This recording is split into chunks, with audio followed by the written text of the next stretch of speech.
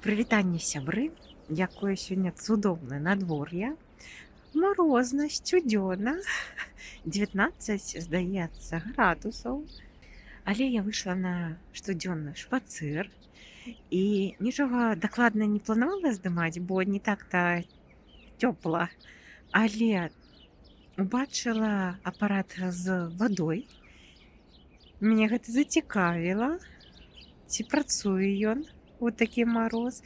Вырашыла нешта паздымаць і столькі ўбачыла нейкіх знакаў водных, што атрымліваецца гэты выпуск майго відэаэксперыменты, дзе я вучуся размаўляць на роднай беларускай мове, здымаць відэа, монтаваць гэта і выкладаць у YouTube, будзе прысвечаны вадзе. Магчыма, ён будзе прысвечаны вадзе яшчэ і таму, што сёння вадогрышча, і ў гэтыя ўсе знакі я зараз бачу, бо сама думаю пра ваду. Спадзяюся, што вам цёпленька, вы сядзіце, магчыма, з чайком і глядзіце гэты выпуск. Мне таксама зараз хочацца дабегчы да дома. Я бачу свае чырвоныя шчочкі.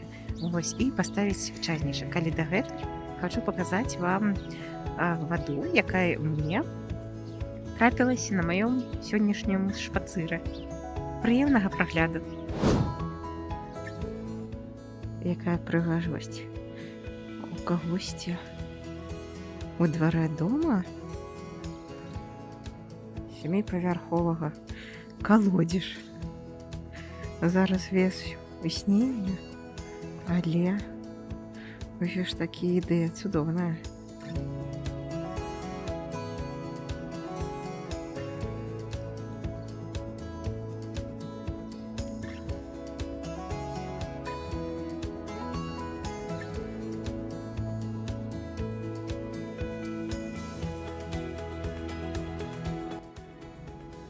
Вось мне цікава, ці працуюць яны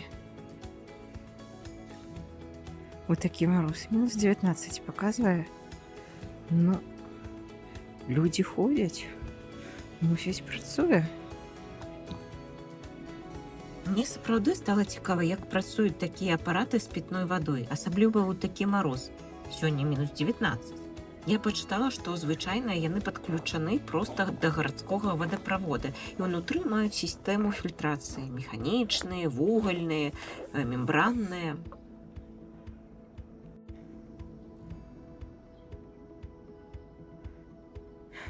Апошняя змена фільтру 31 снежня.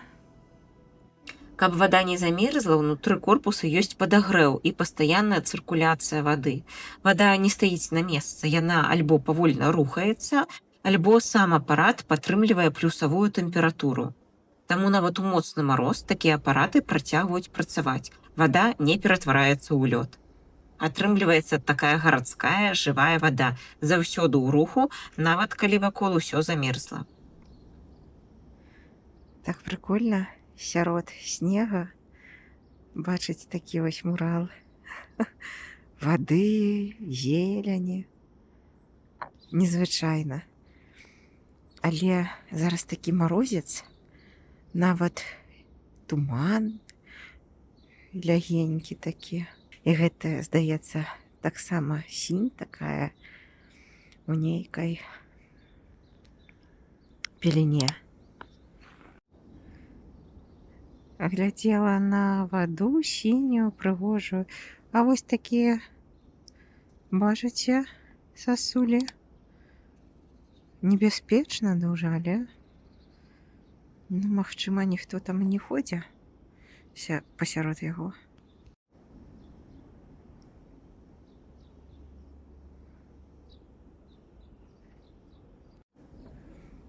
Абышла паглядзець, што такое сіняе, воднае, такі бусел прыгожы.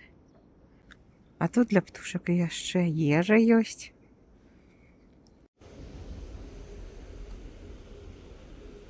Экран не вытрымлівае. На жаль, на марозе мой тэлефон даволі хутка сеў і далей здымаць прагулку ўжо не атрымалася. Але я ўсё роўна хачу паказаць вам вельмі цёплыя хатнія кадры. Мы з сям'ёй дасталі мачоныя яблыкі. Выпуск пра тое, як я іх мачыла, можна паглядзець у мяне на канале, а тут проста момант, дзе мы іх спрабуем. Бацькі заўсёды казалі, што гэта смак дзяцінства, і для мяне гэта таксама менавіта ён. Я вырашыла паўтарыць гэты рэцэпт, і бацькі былі ў захапленні. Яны сказалі, што смак сапраўды вельмі падобны да таго, як было ў іх дзяцінстве. Мне складана апісаць яго словамі.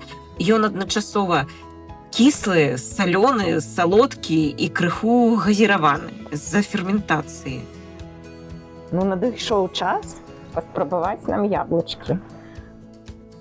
Уся сям'я чакае, што гэта будзе. Мне страшна трошачкі, будзем спрабаваць.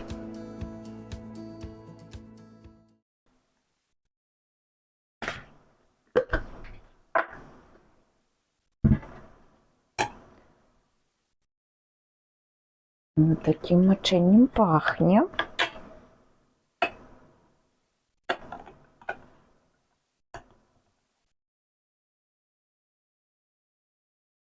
Некі цвярды, мы покопаемся тут. Ружы, лепесточки, малинка.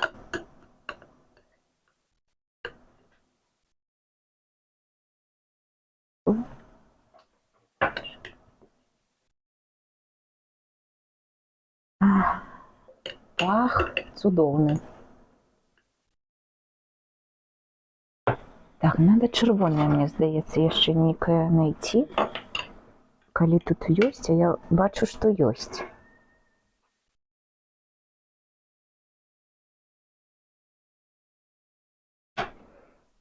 Ну, все гэта баламуціцца і... Ну, вось, красненькая. І вішня. Дастаецца мне. Ой.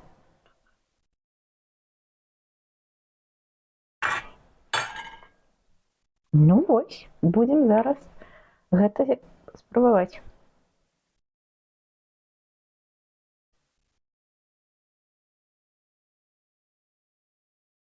Яблычкі ўсплылі.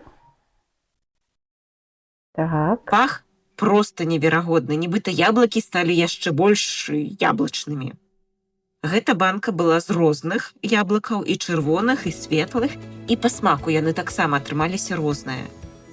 Але гэты рэцэпт дакладна мае месца ў хатняй скарбонцы беларускай гаспадыні.